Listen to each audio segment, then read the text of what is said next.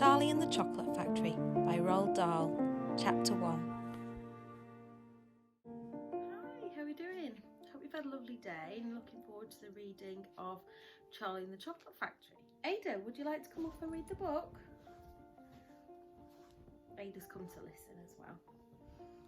You like cuddles at night, don't you? Bedtime? Good girl. Shall we read?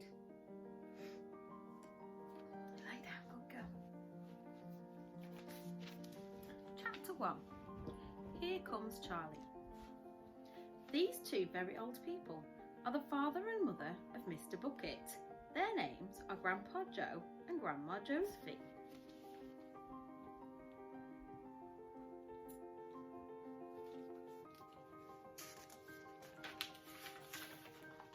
And these two very old people are the father and mother of Mrs. Bucket.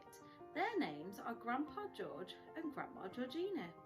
This is Mr. Bucket. This is Mrs. Bucket. Mr. and Mrs. Bucket have a small boy whose name is Charlie Bucket. This is Charlie.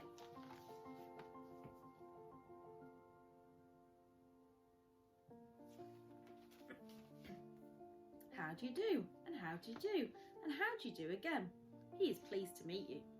The whole of this family, the 6 grown-ups, count them, and little Charlie Bucket lived together in a small wooden house on the edge of a great town.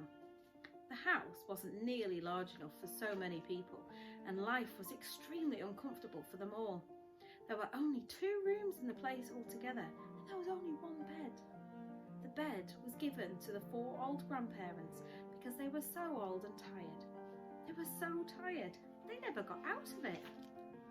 Grandpa Joe and Grandma Josephine on this side, Grandpa George and Grandma Georgina on this side. Mr. and Mrs. Bucket and little Charlie Bucket slept in the other room upon mattresses on the floor. In the summertime this wasn't too bad, but in the winter freezing cold drafts blew across the floor all night long and it was awful. There wasn't any question of them being able to buy a better house or even one more bed to sleep in. They were far too poor for that. Mr. Bucket was the only person in the family with a job. He worked in a toothpaste factory where he sat all day long at a bench and screwed the little caps onto the tops of the tubes of toothpaste after the tubes had been filled. But a toothpaste cap screwer is never paid very much money, and poor Mr. Bucket, however hard he worked and however fast he screwed on the caps, was never able to make enough to buy 1/2 of the things that so large a family needed. There wasn't even enough money to buy proper food for them all. The only meals they could afford were bread and margarine for breakfast, boiled potatoes and cabbage for lunch, and cabbage soup for supper. Sundays were a bit better. They all looked forward to Sundays because then, although they had exactly the same, everyone was allowed a second helping. The Buckets, of course, didn't starve, but every one of them, the 2 old grandfathers, the 2 old grandmothers, Charlie's father, Charlie's mother, and especially little Charlie himself, went about from morning till night with a horrible, empty feeling in their tummies. Charlie felt it worst of all, and although his father and mother often went without their own share of lunch or supper so they could give it to him, it still wasn't nearly enough for a growing boy.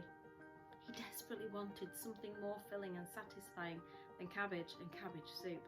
The one thing he longed for more than anything else was chocolate. Walking to school in the mornings, Charlie could see great slabs of chocolate piled up high in shop windows, and he would stop and stare and press his nose against the glass, his mouth watering like mad. Many times a day he would see other children taking bars of creamy chocolate out of their pockets and munching them greedily, and that, of course, was pure torture. Only once a year on his birthday did Charlie Bucket ever get to taste a bit of chocolate. The whole family saved up their money for that special occasion, and when the great day arrived, Charlie was always presented with 1 small chocolate bar to eat all by himself. And each time he received it on those marvellous birthday mornings, he would place it carefully in a small wooden box that he owned and treasure it as though it were a bar of solid gold, and for the next few days he would allow himself only to look at it, but never to touch it. Then And at last, when he could stand it no longer, he would peel back a tiny bit of the paper wrapping at one corner to expose a tiny bit of chocolate. And then he would take a tiny nibble, just enough to allow the lovely sweet taste to spread out slowly over his tongue. The next day he would take another tiny nibble, and so on and so on, and in this way Charlie would make his 6-penny bar of birthday chocolate last him for more than a month.